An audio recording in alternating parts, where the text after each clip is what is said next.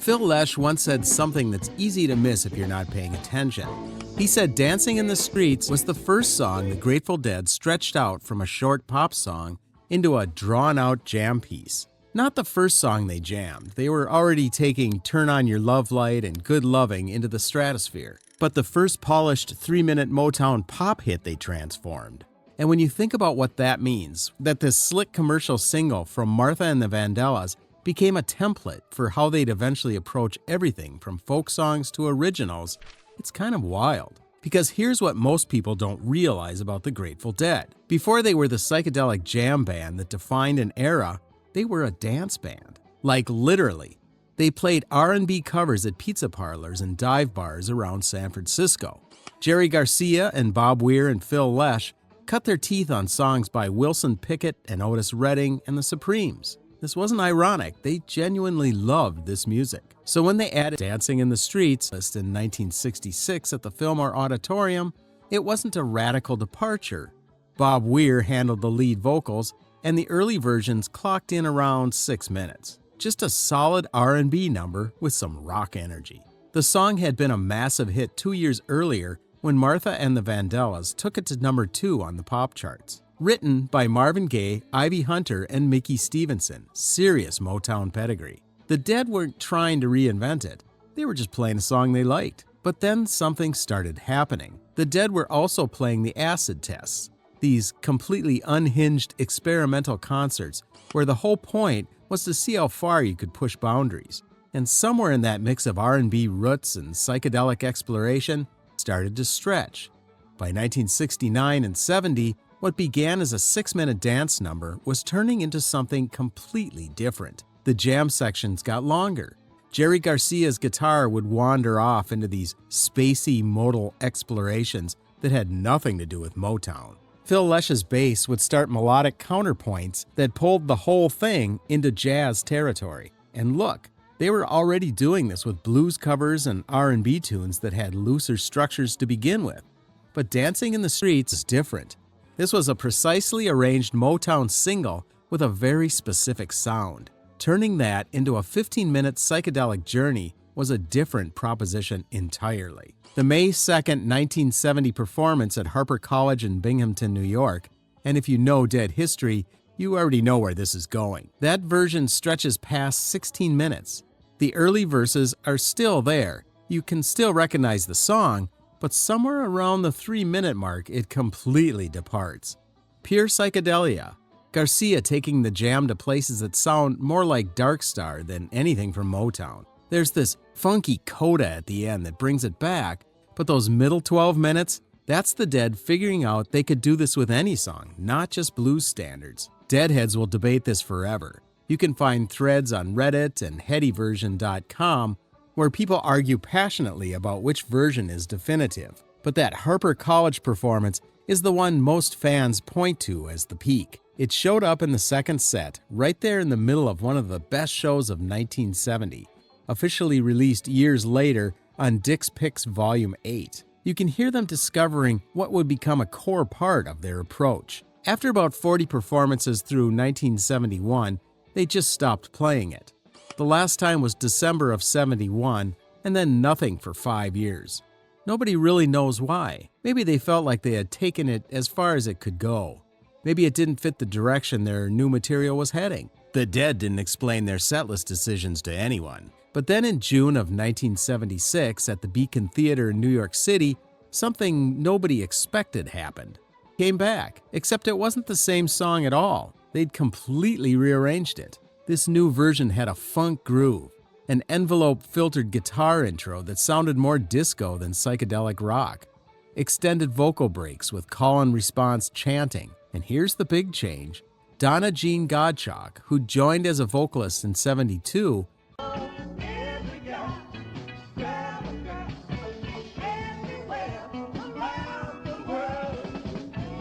was now sharing lead vocals with Bob Weir. You have to understand the context. It's 1976.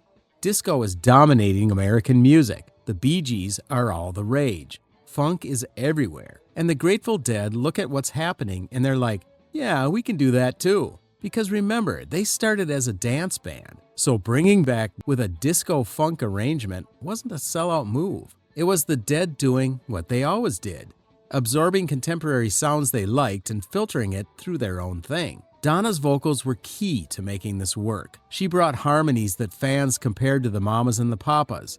Big, warm vocal arrangements that gave the funk version its emotional center. If you listen to the June 14th, 76 Beacon Theater version, the debut of this arrangement, Donna and Bob are locked in on the call and response sections, and the whole thing has this undeniable groove. Yeah, it's different from the psychedelic jams of 1970. It's supposed to be. The jam section still goes out there, but now it segues into Cosmic Charlie, and the whole second set has this danceable energy. The Dead played this funk arrangement throughout 76 and 77.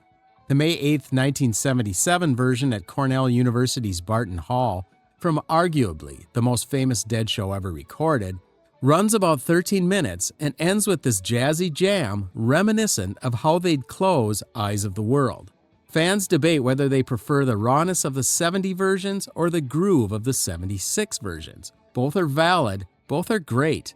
They're just different approaches to the same source material. Now, about that studio version. In the summer of 76, the Dead were in London recording what would become the Terrapin Station album. They cut a studio version that clocked in at 3 minutes and 30 seconds. Radio-friendly, featuring Weir and Donna on vocals, keeping that funk groove. Arista Records wanted a single, something that could get played on the radio, maybe chart, bring in new fans. Enter Keith Olsen, the producer. Without really consulting the band, Olsen started adding things to the recording: strings, horns, choirs. He created this orchestrated arrangement that made the song sound way more polished than anything the Dead had ever done. And when the band heard it, they were not happy. Bill Kreitzman said Olsen erased Mickey's timbali part and hired a strings section. It was a very stupid thing to do. Mickey was deservedly outraged. Bob Weir complained that all the orchestration and choral stuff was given too much prominence. Jerry Garcia said the producer put the Grateful Dead in a dress.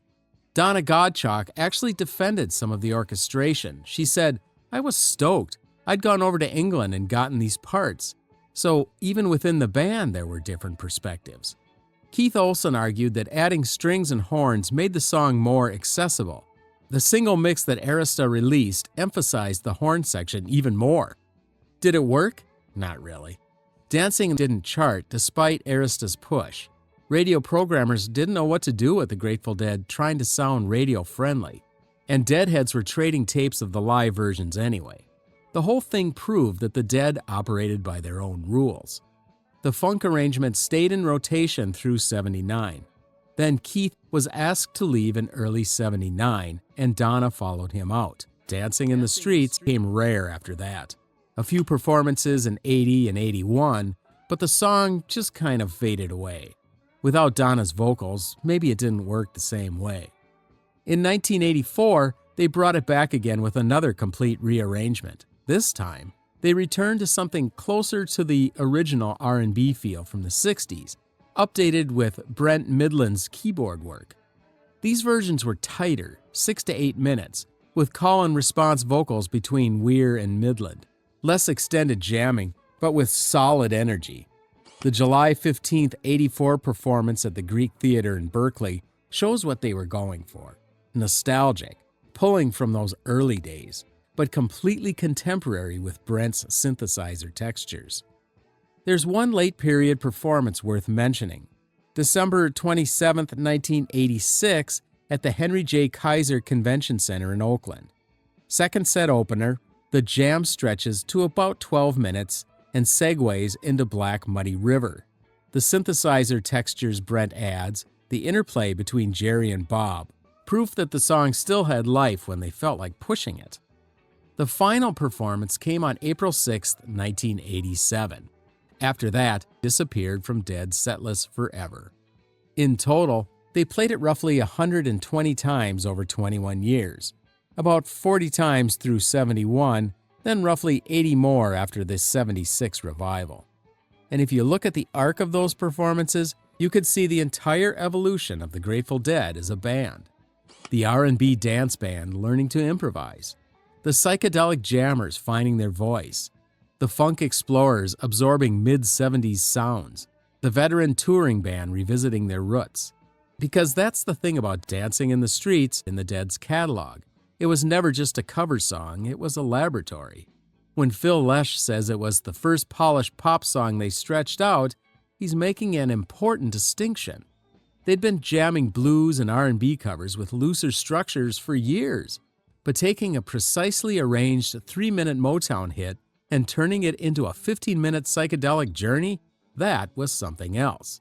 That taught them they could do this with anything. Bob Weir sang those lyrics pretty straight. The melody was recognizable, but everything around it became a canvas for improvisation. Deadheads will argue forever about which version is best. The purists go for Harpur College 70 because it's peak psychedelic jamming. The funk defenders champion Beacon 76 or Cornell 77 because the groove is undeniable and Donna's vocals add something special. Some people will tell you the 86 Oakland version is underrated. They're all right. The Dead played the song 120 times, and probably no two versions sounded exactly the same. That's the point. What's interesting from a musical history perspective is that the Dead were doing this with Motown, not a blues standard, not a folk song, a massive pop hit with a very specific sound and production. The fact that they could take something so polished and commercial and turn it into a vehicle for extended improvisation and then later add funk and disco elements, it shows a pretty deep musical intelligence. They understood that good songs are good songs, regardless of genre. The Dead covered a lot of songs over their 30-year career: R&B, blues, folk, country, rock and roll. They pulled from everywhere. But occupies this unique space because it proved they could take any song, even a pristine Motown single, and make it their own. How to keep the elements that make a song great while using everything around those elements as an opportunity to explore. Every cover they did after owes something to the song that showed them the formula worked even with the most unlikely material. When you listen to any version, you're hearing a band that genuinely loved the song they were covering, understood what made it work, and had the confidence to take it somewhere completely different. No irony, no distance, just deep respect for great songwriting combined with an almost reckless willingness to see what happens if you keep playing, keep improvising, keep following wherever the music wants to go. They found an awesome Motown song about dancing in the streets, and they danced with it for 21 years, finding new moves every time.